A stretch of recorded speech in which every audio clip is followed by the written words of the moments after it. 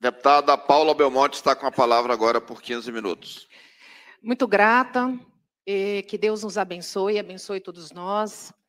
Quero dizer, General Dutra, que hoje, para mim, de todos os depoimentos que tiveram aqui, este é o mais importante. Esse foi o mais esclarecedor e o mais importante. Porque eu quero dizer que existia no corredor da casa querendo colocar tudo culpa no Exército. E nós não vamos deixar isso acontecer, e o objetivo do senhor está vindo aqui, de livre e espontânea vontade, respondendo as perguntas com tanta tranquilidade, com tanta firmeza, mostrando que o senhor não está aqui amando de um ou de outro, mas está aqui cumprindo o seu dever de defender a nossa Constituição Federal. Parabéns. Parabéns ao senhor e a todo o comando das Forças Armadas. Que nós tenhamos os brasileiros reconhecendo isso. Reconhecendo as Forças Armadas, que é o guardião verdadeiro. E eu cada dia mais tenho mais esperança das Forças Armadas, porque o guardião deveria ser o STF, e nós estamos vendo fazerem gambiarra com nossa Constituição Federal. E os senhores, em nenhum momento, quiseram e não saíram das nossas linhas da Constituição. Parabéns. General, aqui o senhor repetiu algumas vezes a respeito da ordem judicial, que o senhor não fez nada, ou o comando do Exército não fez nada, porque não tinha ordem judicial. É isso, não é? Deputada Paula Belmonte, boa tarde. Eu gostaria de dizer que nós não fizemos nada que houvesse o emprego da força que colocasse em risco o patrimônio público ou a vida humana. Mas nós fizemos muita coisa para desmobilizar o acampamento, nós fizemos muita coisa para desmotivar as pessoas a ficarem acampadas. Nós tínhamos o tempo todo uma preocupação gigante com a vida humana e com a dignidade da pessoa que estava na manifestação. Mas no tocante à ação direta, o emprego da força, nós não fizemos, porque não houve ordem judicial, e tampouco, sem ordem judicial, nós não queríamos de maneira nenhuma colocar em risco a vida humana.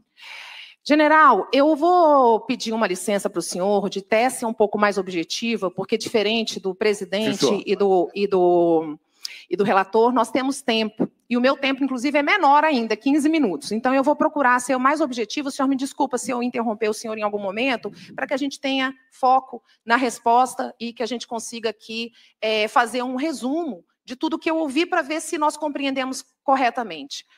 O senhor disse que o senhor estava aqui, teve um documento que, inclusive, foi lido pelo presidente da CPI, logo no começo da sua fala, dizendo que os senhores estavam procurando ilícitos, né, na CPI, e que o Exército, que era o único que estaria numa região federal, que poderia entrar, o Exército, ele não encontrou droga, não encontrou arma, não encontrou prostituição, como foi falado, mas encontrou, sim, gambiarra de água, gambiarra de energia. Foi isso que o senhor falou? Deputada, ali é uma área de servidão militar.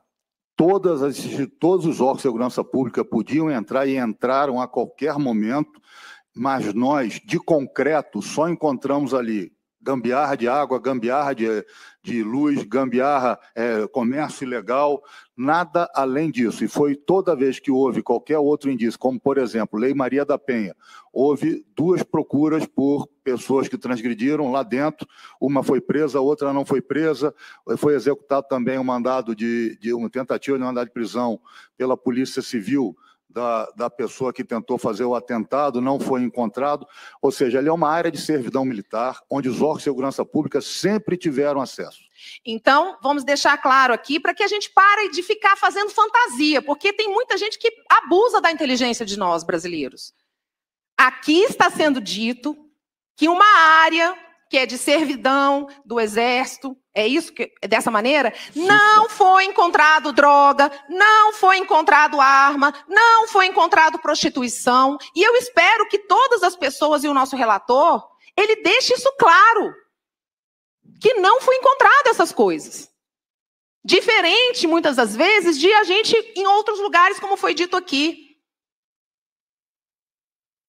O Lula quase nem se entregou porque ele estava bêbado. a época que ele foi emitido o mandato de prisão dele. E um tanto de gente bêbada, muito diferente do que o senhor falou, que o senhor nunca pensou que o senhor fosse escutar tanto a música do Cisne Branco. Quem são essas? Quem eram aquelas pessoas que cantavam Cisne Branco? O senhor pode só fazer uma caracterização rápida, a idade, se eram mais mulheres, mais homens, tinham crianças? Deputada, como eu disse, houve momentos até o final de novembro, eram muitas famílias, muitas senhoras, basicamente idosos, pessoas que passavam ali, pessoas, acredito que aposentados, que podiam ficar ali durante o dia, e às vezes crianças.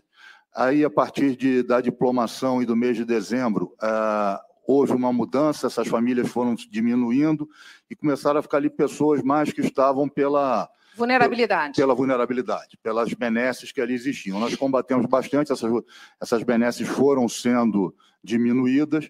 No final, nós tínhamos, no dia 6 de dezembro, ali, cerca de 150 pessoas. E, na realidade, 6 de janeiro. Janeiro. E, na realidade, foi exatamente essa fala da comandante Cíntia, da coronel Cíntia, dizendo que tinha mais ou menos umas 150 pessoas acampadas e mais de 150 também em vulnerabilidade social. Isso. Era essa a característica. E aí, eu falo da teoria. Foi colocado aqui, e é uma teoria real, que eu acho que essa CPI tem que ser seguida. Seguir é o quê? Foi falado aqui que tem parlamentares aqui de esquerda dizendo que tinha droga, dizendo que tinha arma. O Exército Brasileiro não encontrou. Então, eles eram frequentadores de lá, porque estão sabendo mais do que o Exército. E aí, vem sim a teoria, e eu também sigo essa teoria. Quem eram os manifestantes que cometeram vandalismo? Quem eram os manifestantes que foi entregue água? Quem eram esses manifestantes? Eram os mesmos? Eram os mesmos que estavam lá? Não, o acampamento estava... Os ônibus chegaram no dia 7. Os ônibus que estavam ali, tanto é que 80% das pessoas que foram presas no acampamento são pessoas de fora de Brasília. E as outras pessoas que participaram dos atos de vandalismo lá são pessoas que saíram aqui de Brasília mesmo. A gente tem as imagens delas entrando por meio dos ministros.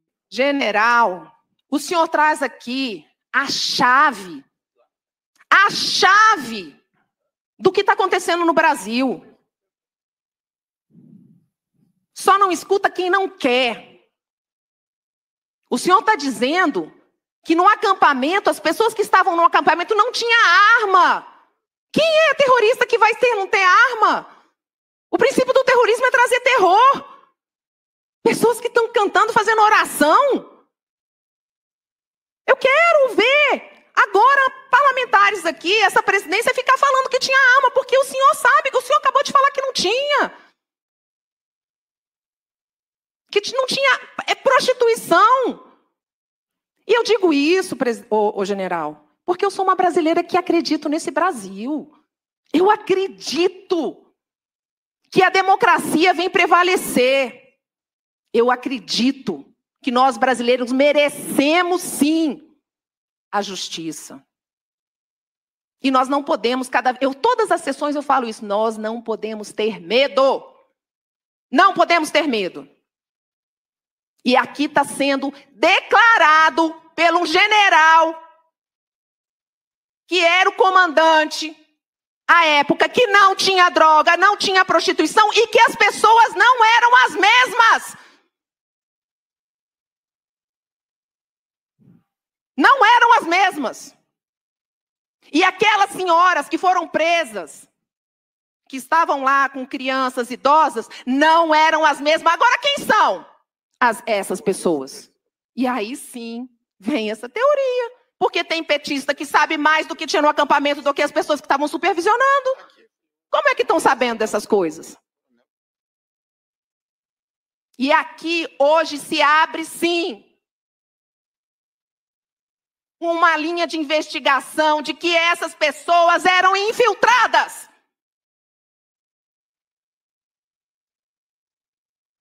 Infiltradas. E o senhor deixa claro isso. Só não enxerga quem não quer enxergar. Ou quem quer continuar com a mentira. Porque essa é a verdadeira mentira. Nós temos um presidente da República, infelizmente, mentiroso.